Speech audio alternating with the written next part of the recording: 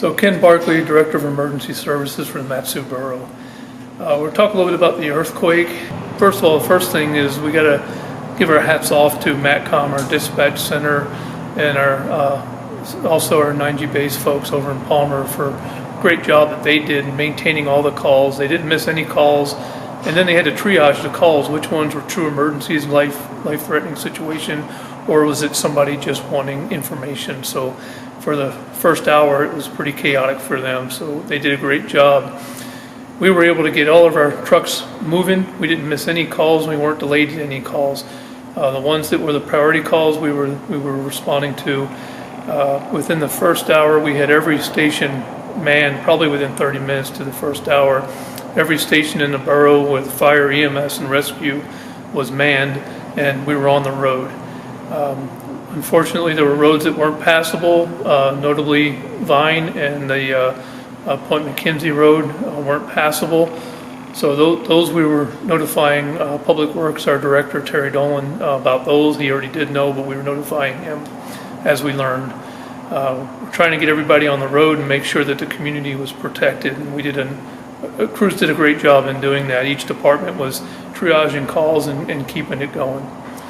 And then for getting the message out to the community is one of the things. We're dusting off our earthquake plan and just making sure that it's conducive to those that need to be notified, and as well as our community, and making sure that they're well informed.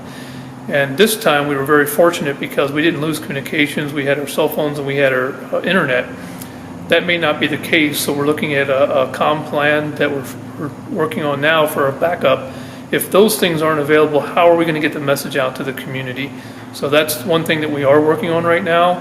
And then we do have different avenues available that were tested during the fires. So it was just ironic that we were working on this plan. We just about had it finished, and we implemented it on the fires, and it worked very well, keeping the community informed, letting them know where they can go if they needed shelter, and letting them know what roads were going to be closed and not passable. So we did get to test our new system as far as the breakdowns and making sure that everyone's aware of what we have and checking on family members. That was the other thing. We found out a lot of them were already in Anchorage and are trying to get back to the families back here in Wasilla or in the Matsu Borough. So that was critical to let them know. And then we're getting a lot of calls from the lower 48 wanting to know about their homes. Obviously that was a low priority because they were vacant, there were cabins, etc. But through our emergency manager, Casey Cook, we were able to get that message out and let them know what the status was of their homes. So then the recovery effort, that's where we are now, and that's trying to make sure that the repairs are being done. It's a slow process, but we are working with state and federal agencies on that. It's kind of lesson learned for a lot of us, having experienced this in such a long time at this magnitude, to just make sure your vehicle's at minimum of half a fuel tank.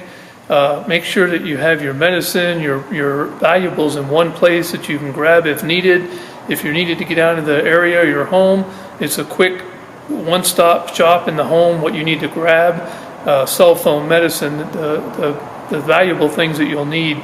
And make sure you can get out of there. Make sure you have an egress plan, and make sure you have a comm plan through your family members.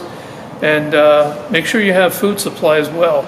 A lot of the stores were closed, so for even our responders were having trouble getting supplies for food and etc. So those are things you need to kind of lessons learned from this one, and make sure you have a good plan and a safety plan for you and your family, and maybe a separate communications plan, whether it be a cell phone or internet, or how you're going to make sure that everybody's okay.